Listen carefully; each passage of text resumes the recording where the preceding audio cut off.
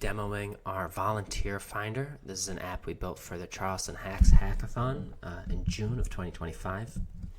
This tool was built specifically for the Charleston Parks Conservancy in order to help them better identify organizations with potential for helping them volunteer, giving them volunteers and helping them staff events with volunteers. So we're going to jump right in. The main feature of this app searches for businesses. I'm not going to go through the back end in detail. You can go read the documentation for that. That can be found under submission_readme.md in the repo. To start, we can look at this help page. This has a bunch of just quick items to inform new users how to use the app, what the different fields mean, how the flow kind of works, all the different things you can do with it. So if you're new to the app, I recommend checking out this page first. The core of the app are these search profiles. Each search profile represents one search that a Charleston Parks Conservancy user would want to do. This single search can be related to a type of organization. It could be for a specific event. The tool is designed to be pretty flexible and to be used however works best for the end user. To create a new search, you go to New Search Profile. There's a few different New Search Profile or New Profile buttons found around the app. Any of them will work. You have to fill out this information on the left here, and you can see there's some helpful tips on the right to help you figure out what to put in here. But let's just go ahead and type in a search profile. We can do maybe schools will want to do volunteer stuff.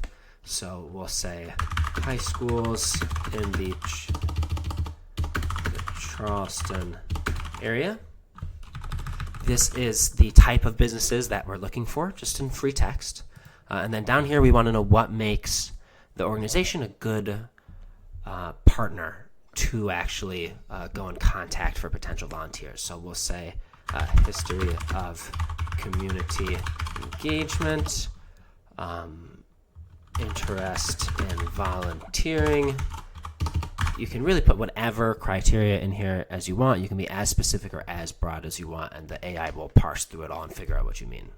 Headquarters, we select an address. We are going to use the Charleston Parks Conservancy address as our headquarters. You saw the nice little autofill for the address from Google Maps. That way you don't have to worry about getting your address exactly right.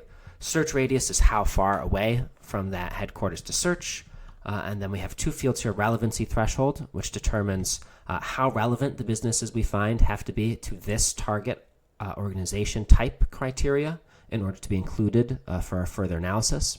And the volunteer fitness threshold just determines what businesses we want to show on the results page. I have it set to 0 by default, but if you really have a ton of businesses there and you want to focus just on the ones that are a really good fit, you can move this higher. This is related to this volunteer partner criteria value here. Maximum businesses to analyze. If you leave this empty, it will just analyze all businesses that pass this relevancy threshold, or you can put in a number here and it will stop after that number, in this case 5 businesses. And it says to analyze. This means to analyze and do all of this volunteer partner criteria assessment as well as the contact extraction, basically anything that uses the web data, because a web scrape will not be performed for any businesses past this number. And then max pages per website. This is a balance between the amount of information you get. The higher number of pages you scrape, the more information about each business that you have, but the slower it'll take. So to just do a quick search, we'll go just 10 pages per website. I think 50 is a nice balance, 20 if you're looking for a faster one, 10 just for demo purposes. Once you're done, you can hit create profile. You see checkboxes, and then you can see, search profile successfully created. You can see it pop up here in the search profile page and status that it hasn't been run yet. It has been run, it just has not been completed. If you go over to background tasks, this is where you can see all of your tasks. You will only ever have one active task at a time in theory, and then any other task that you set to run after this active task will just be added to the queue. And once the active tasks are finished, the next task in the queue will become active, and that will run. So you can queue up as many tasks as you want, and they will just all run sequentially. While this is running, I'm going to take you through the organizations page. This is just a CRM that you can think of as a history of all organizations that we've searched through for all search profiles. This has the name, address, what search profile was run with. So you can think of the organization name and address and the search profile as the unique identifier for this table. It also has contact information. You'll see that a lot of these don't have contacts. That means either no contacts were found on the website or from Google Places, or that it just hasn't been run yet. Like in this case, you don't even see a fitness score. That means it hasn't even been run yet. If you want to view the contacts, you can just click on this button and up pops the contacts that we have. And these will all be given a relevance score here and a source so you know where they came from. You also have this notes field where you can type in notes about businesses. These will be specifically associated with the business and appear wherever that business appears, so that users of this tool can type in notes like, I already looked at this business and they're amazing, or this business is not a good candidate for this reason, or really anything. You also have a number of actions that you can take. The first is just to open the business website, which you can also do just by clicking on the link here. The second is this edit button, which actually lets you edit the business website, which you can also do here. Or for businesses that don't have a website listed like this one, you can add a website. This just allows you, in case the website is derived from originally Google Places, and if it's not in Google Places, it does a intelligent Google search to try and find the website and pull it into the CRM here. If it gets it wrong, or you think you have a better homepage website for this organization than the one that's listed here, maybe it's out of date on Google Places and they just haven't updated it, you can actually go in and edit the website here, and whatever you save will be stored in the database for future use. So if you rerun the search again, it'll use whatever your updated website is. You can also just refresh single organizations here. So you can rerun just single businesses under this specified search profile. If you want to refresh results, say you changed a little bit about the search profile or you changed the website, you just want to see what that single business would look like refreshed, you can do that. Under search profiles, looks like this is still running. So we'll go to one of these previously finished search profiles. You see you have a run button here, so you can refresh it. You can also refresh selected. If you go to this button here, you can select different profiles and then refresh your selected profiles. We're not going to do that right now. We are going to, here you can see you can edit the profile, which will just allow you to change all those different variables we saw under the new profile setting. Here, I'll show you what that looks like. So you can go ahead and edit any of these settings and update the profile. When you hit update profile, it's not going to trigger a rerun. You will have to manually use this button or one of the other refresh buttons that appear on the website in order to rerun the search profile. The last option is just to delete search profile. We're going to go ahead and view results. Sorry, that was the one that's not run yet. We're going to view results. And you can see here we have our thresholds. These are defined in the profile. If you want to edit them, you can just use edit profile up top.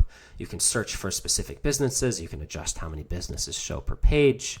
You can do different sorting based on these different criteria. It automatically starts by sorting based on volunteer fitness, highest to lowest. You can see quick contacts here. This only lists the top contact as well as the business name and address, relevancy score as well, and distance. To view, it has the notes field here, so you can just quickly add or review notes that you've made about the business. And if you want a more detailed view, you click in here, and this gives you the most detailed view of a business that you can get. You have the full contacts list available here, sorted by relevancy. And then you have what this is the assessment criteria. So this is how it determined the volunteer fitness. You can actually read a natural language summary of how it came to this score 75.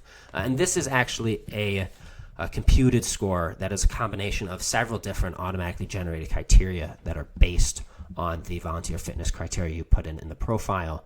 And you can actually look at the specific breakdown of those individual criteria here by toggling this view detailed breakdown. Each of those comes with a score and an associated little short summary of why it gave the score it did.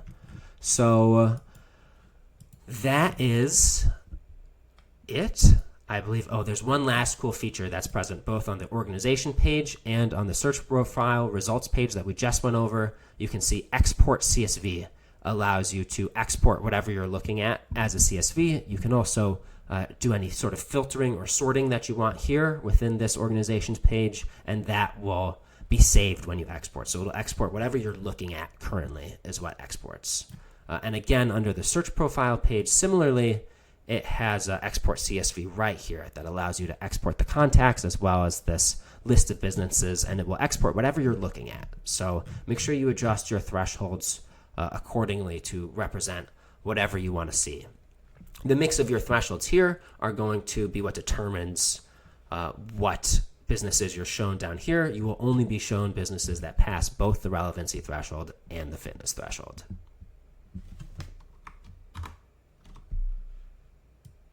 That's it. Thanks so much for watching.